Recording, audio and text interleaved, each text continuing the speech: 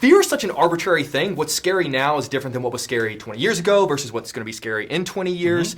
But the best horror films are timeless. When you're crafting a horror film, how do you make it not just scary for the people that are going to see it opening weekend, but maybe for a kid that's going to discover it in 50 years? Wow, Jake, you started out with a big question. He went big, guys. Trying to. No, the truth is, if I'm honest, I remember when I was on The Office, Greg Daniels said this thing about my performance. He said, your job is not to deliver these lines funny. Your job is just to deliver these lines. And if people think it's funny, that's up to them. If people think what you're saying to Pam is emotional, that's up to them. And that sounds like a tiny bit of advice, but I actually took it through my whole career, and especially on a movie like this. I've never done horror, you know what I mean? So I took his advice and I said, my job is to write a story about a family and something that people can connect to and fall in love with and be scared for this family. So all the scares should come because you don't want anything to happen to this group of people. And to me, that's what makes something timeless. To me, Jaws is, yes, about a shark, but it's about these three guys who their deepest fears they're trying to overcome, and it's represented by a shark in the water.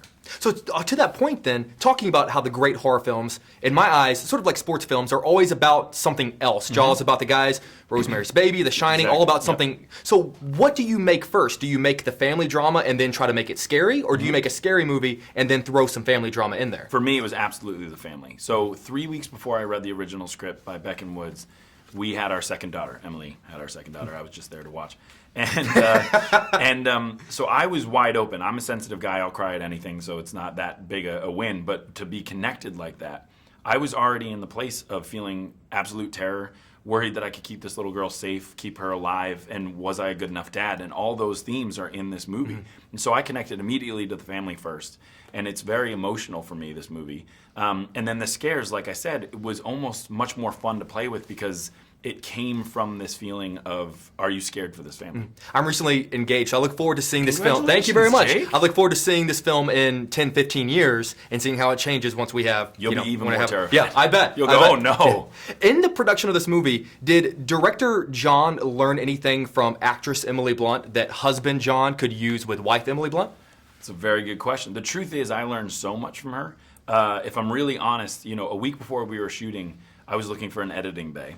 And when I went in to look to where I was going to edit, it happened that Rob Marshall was editing a little movie called Mary Poppins there. I've heard of it. And he came and he said, when do you guys shoot? And I said, oh, next week. And he said, oh, you'll see. And I said, I know, I love her so much. And he said, no, you'll see.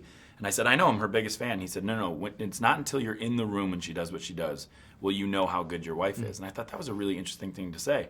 And this bathtub scene, we only did one take. No. And it completely changed how I looked at her, truthfully. Not only because she was insanely talented, but because she was prepared. She could harness that magic like nothing else. As soon as it was done, she asked what was for lunch. Like, she's able to do this so unbelievably well. But more than that, she was the most positive energy on set. She had the greatest ideas for script, for shots, for all these things. I know it sounds corny, but I'll never have a collaboration as good as I did with my wife. I try to figure out how to phrase this next question without it being insulting, so I'm going to phrase it as a compliment.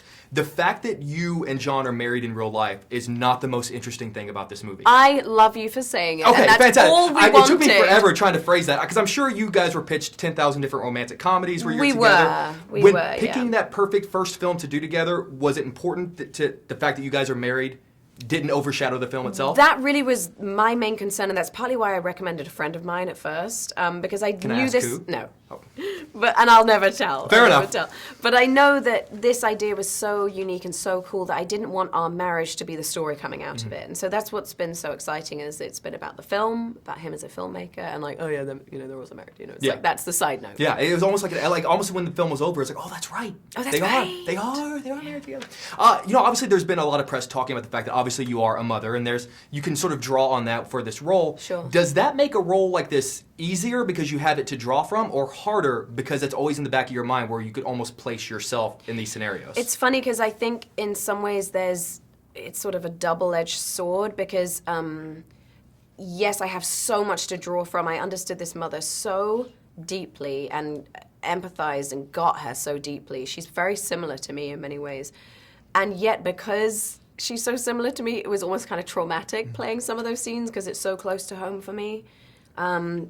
That I think the bright line between me and the character on this one became a bit blurry. It's the most personal character I've ever played. Whenever I first heard the premise of this film, I thought, well, like, I'd be okay. I'd just be really quiet and I'd survive. And within 5 minutes, I'm trying to eat the popcorn last night, and I can't because you don't realize how many sounds you really... When you make a film like this, does it make you more aware of just like, you know, like even in this chair, like the sounds that you make on an everyday basis? Yeah, I mean, when we were shooting it, you know, we had to keep reminding each other, you know, it's agony living silently. You have to think about everything that you do, every tiny thing that you do.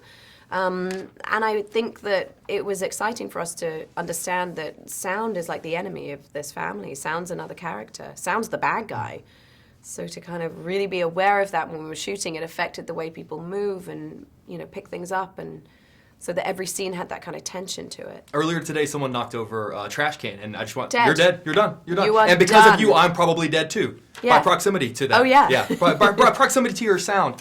I love sort of the lack of backstory in this movie, the me fact too. that we don't really know the characters' names, we don't know who they were before this, or even where the monsters came from. As an actress, do you have to answer those questions in your head and then just not tell us, or does it not matter? Oh, no, I always create a sort of inner life for whoever I play, and the backstory is important to me. I don't usually share it with anyone. It's just for me to sort of be aware of.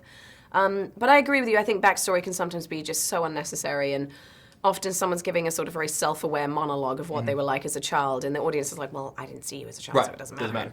So I know that in Quiet Place and in a film like Sicario, there's like, I love that you just said, this is a moment in time for these people, and you just invest in the people. I think the backstory is unnecessary most of the time. For sure. And I love that we don't know where the monsters came from. I think if there had been this big, long explanation of you know, something, you know, the sky ripping open or something, it wouldn't have been as scary. Well, then it just becomes facts and information, and I don't know if it makes you feel anything more. You know, I just think it's just information. For sure. So, talking about watching a movie like this, the audience last night was incredible. When you are sort of, you know how the production went, you know what went on behind the scenes, do you still get scared actually watching it?